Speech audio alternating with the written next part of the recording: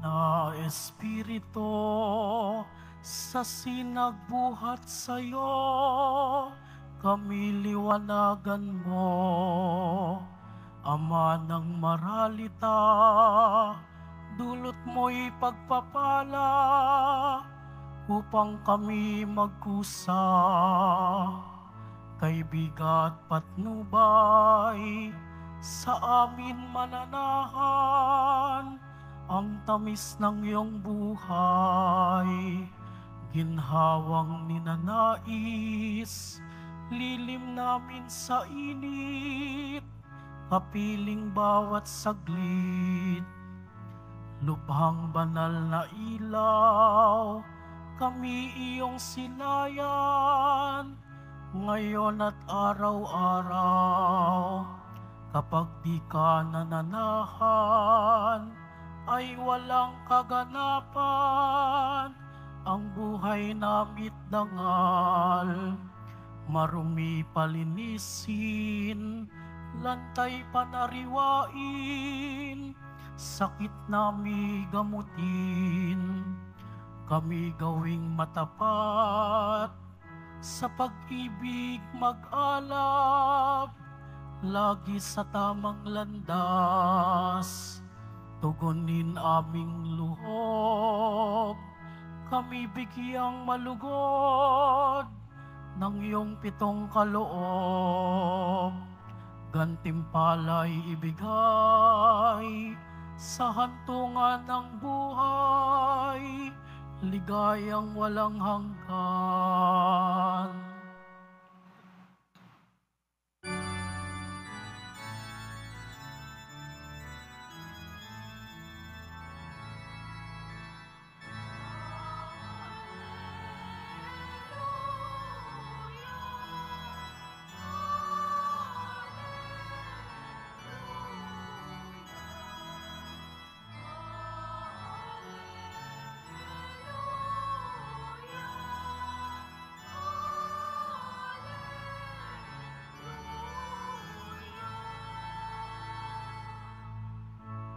Espiritong aming tanglaw, kami iyong liwanagan, sa ningas ng pagmamahal.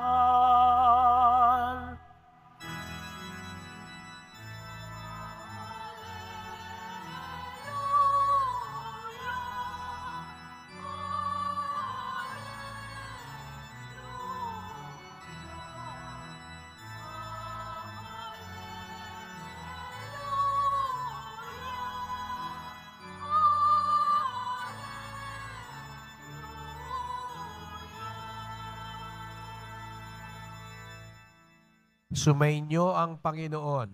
At sumayo rin. Ang mabuting balita ng Panginoon ayon kay San Juan. Papuri sa iyo, Panginoon. Kinagabihan ng linggo ding iyon, ang mga alagad ay nagkakatipon. Nakapinid ang mga pinto ng bahay na kanilang pinagtitipunan dahil sa takot nila sa mga Hudyo. Dumating si Jesus at tumayo sa gitna nila. Sumainyo ang kapayapaan, sabi niya. Pagkasabi nito, ipinakita niya ang kanyang mga kamay at ang kanyang tagiliran. Tuwang-tuwa ang mga alagad nang makita ang Panginoon. Sinabi na naman ni Jesus, sumainyo ang kapayapaan.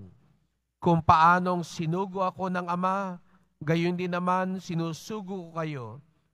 Pagkatapos, sila'y hiningahan niya at sinabi, tanggapin ninyo ang Espiritu Santo.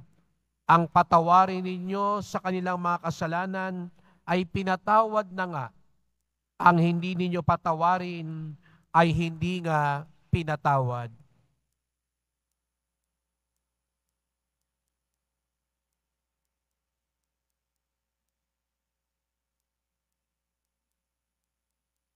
Mga kapatid, ang mabuting balita ng ating kaligtasan. Pinupuri ka namin, Panginoong Hesukristo. Magsiupo muna ang lahat. Magandang umaga po sa inyong lahat at maligayang pagdating sa tahanan ng ating mahal na pong Jesus Nazareno. Binabati at pinagdarasal din natin ang mga nasa online, lalo na po mga may sakit, nag-aalaga sa may sakit, at mga kababayan, kadiboto natin mula sa iba't ibang panig ng bansa daigdig na nais sumama sa pagdiriwang ng misa dito sa Quiapo, sa Basilica Minor at Pambansang Dambana ni Jesus Nazareno. Araw ng Linggo, araw ng Diyos, araw ng simbahan, at tayong lahat ay naririto sapagkat tinipon tayo ng Espiritu Santo, sapagkat mahal tayo ng Diyos. Kaya't bigyan natin ng papuri, parangal at pasasalamat ang ating minamahal na Nuestro Padre Jesus Nazareno.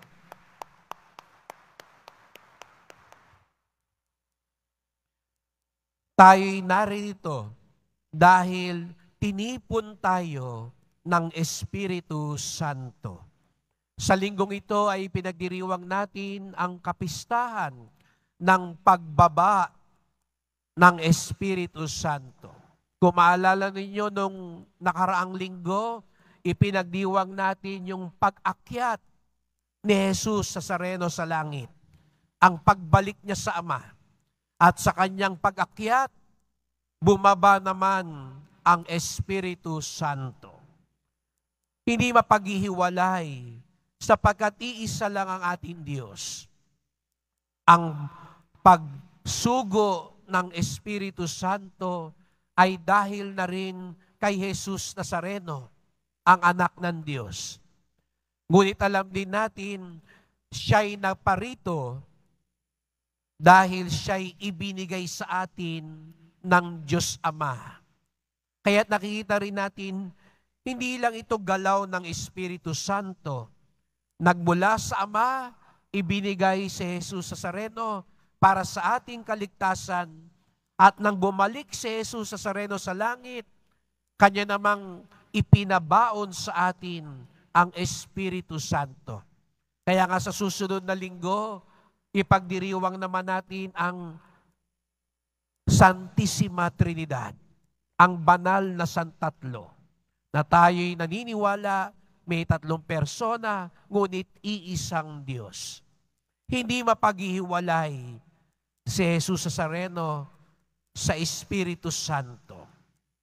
Kaya nga nakita natin sa Ebanghelyo ngayon, ang pagsasalarawan ni San Juan ng pagsugo ng Espiritu Santo ay kakaiba kaysa sa narinig natin sa unang pagbasa.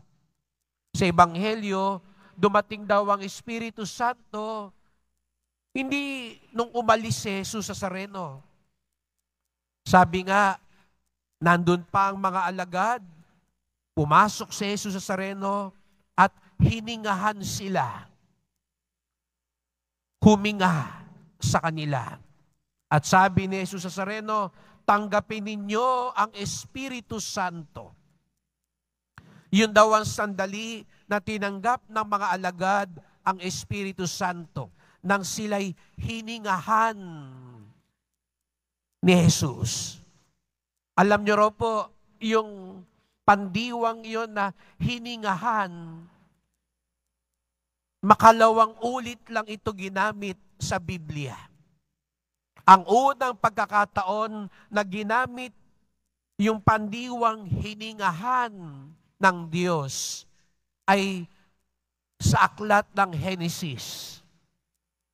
Kung matatandaan niyo yung kwento, nung nag-uumpisa pa lang nililikha ng Diyos ang santinakpan, kumuha daw siya ng lupa, ng putik, at pagkatapos niyang hugisin ang putik at lupa, hiningahan niya. At dito nalikha ang tao, si Adan. Kaya nga't ang paghinga ay sagisag ng buhay ng Diyos. Kaya't napakagandang paalala rin sa atin ngayong kapistahan ng Espiritu Santo, tayong lahat may buhay ng Diyos. At ito ay tinanggap natin nung tayo'y binyagan. Iyon ang Espiritu Santo sa atin. At ang buhay ng Diyos ay mas pangmatagalan kaysa sa buhay dito sa lupa. Kaya nga't mga kapatid, ito yung magandang paalala sa atin. Kamusta ba ang buhay ng Diyos sa atin? Natatandaan nyo kay Adan? Nung siya'y tinutukso, sila ni Eva, nung ahas, ano sabi nung ahas? Pag kinain mo yan, hindi ka naman mamamatay. Niloloko ka lang ng Diyos. Dahil sabi ng Diyos, pag kinain nyo yan, mamamatay kayo. Pero sabi ng demonyo, hindi totoo yan, hindi kayo mamamatay. At napansin nyo kung ating tatandaan ang kwento, pagkagat ni Eva at Adan, bumulagta ba sila? Hindi. Pero may namatay sa kanila ang buhay ng Diyos.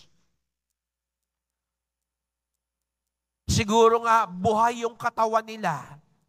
Pero dahil nagkasala sila, namatay ang buhay ng Diyos. Yung hininga ng Diyos sa kanila. Kaya nga't napakaganda mga kapatid, maalala, meron tayong tinatawag na physical life. Yung pangangatawan natin. Pero wag natin kaliligtuan, meron tayong spiritual life. Opo, nung pandemic, baka iba sa atin sabihin, ay, Father, hindi ako nagkasakit. Hindi ako dinapuan ng virus. Hindi ka nga nagkasakit sa katawan. Hindi ka nga nadapuan ng virus. Nahawa ka naman ng kasalanan. Mas delikado po yun. Mas malalang sakit. Hindi ka nga siguro katulad ng iba, sabi mo, nabuhay ako pagkatapos ng pandemic, hindi katulad ng iba. Hindi nakaalpas. Hindi nakaligtas sa pandemic. Namatay. Namatayan. Siguro nga buhay ang katawan mo. Pero baka naman naghihingalo na ang kaluluwa mo. Dahil puno na ng kasalanan, kasinungalingan, galit, kahalayan, at kung ano-ano pang masama. Kaya't ngayong linggong ito, mga kapatid, ipagdasal natin na ang buhay ng Diyos. Baka ang ganda-ganda ng katawan mo. Siguro nga, macho ka, sexy ka. Walang masyadong pelekis. Walang masyadong mga linya-linya sa mukha mo. Kung todo make-up ka. Pero ang kaluluwa mo, baka napakapangit na. Baka nang lalata na ang lakas ng katawan mo. Pero yung kaluluwa mo, lampa. Ang buhay ng Diyos na ibinigay sa atin, pangalagaan din natin.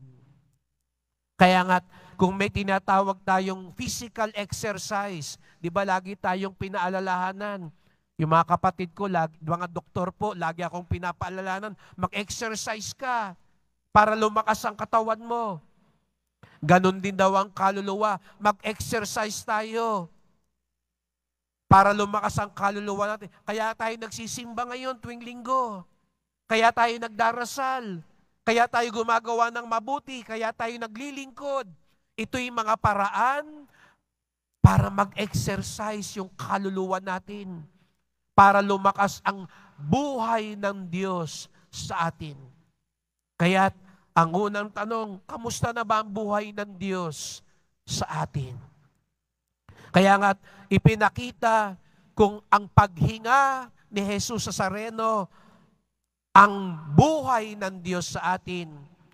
Nakita naman natin sa unang pagbasa, ang larawan ay pinakita ni San Lucas, ang apoy, ang Espiritu Santo. At habang pinagninilayan ko raw po ang apoy, dalawang bagay ang sumagi sa isip ko. Alab ng puso. Di ba kinakanta? Kabisado nyo pa ba ang lupang hinirang? Di ba? Kahit sa lupang hinirang, sinasabi natin, alab ng puso sa dibdib mo'y buhay. Ang buhay ng Diyos, pinapag-alab ang puso natin. Kaya ang puspos ng Espiritu Santo, matapang. Pero paalala, kasi ang mga deboto ng Nazareno, matatapang, lalo na pag prosesyon. Pero hindi yun yung tapang na pinag-uusapan natin. Hindi angas ng puso, kung hindi alab ng puso. Pag sinabi nating alab ng puso, paninindigan. Paninindigan sa kabutihan. Paninindigan sa katotohanan. Paninindigan na sumunod sa Diyos. Hindi ikaw ang bida. Hindi ikaw ang masusunod. Ang may alab ng puso, may katapangan sumunod sa Diyos. Kaya nga narinig natin, nagbago ang buhay ng mga alagad. Kung dati-rati, duwag sila, ipangaral si Jesus. Ayaw nilang magpakita. Ngayon, dumating ang Espiritu Santo, may alab ng puso. Dilang apoy. Hindi dilang matalim. Hindi dilang nakakasakit. Kundi dilang nakapagpapaliwanag. Kung ang buhay ng Diyos daw sa atin ay buhay, ikaw din ay para bagang may dilang apoy. Huwag niyo tignan yung dila niyo mamaya sa salamin at sabihin niyo, mukha bang apoy? Matulis ba? Pag sinabing dilang apoy, ibig sabihin ito, dila ng pag-ibig, dila ng kapayapaan, dila ng katotohanan, dila ng kabutihan. Mamaya, pag natapos ang araw, suriin natin yung sarili natin. Yung mga pinagsasabi ko ba ngayong araw na ito, karamihan ba doon ay totoo? Yung mga pinagsasabi ko ba ngayong araw na ito, nakatulong sa kapwa ko? Yung mga pinagsasabi ko ba ngayong araw na ito, napag-isa ang kapwa ko o lalo bang napag-away? Kasi may siniraan ka. Kasi may pinag-away ka pa. Anong klaseng dila? Ito ba yung dila ng buhay ng Diyos? Dilang apoy. Alab ng puso. Dilang apoy. Mga sagisag na nasa atin ng Espiritu Santo na buhay ang buhay ng Diyos sa atin.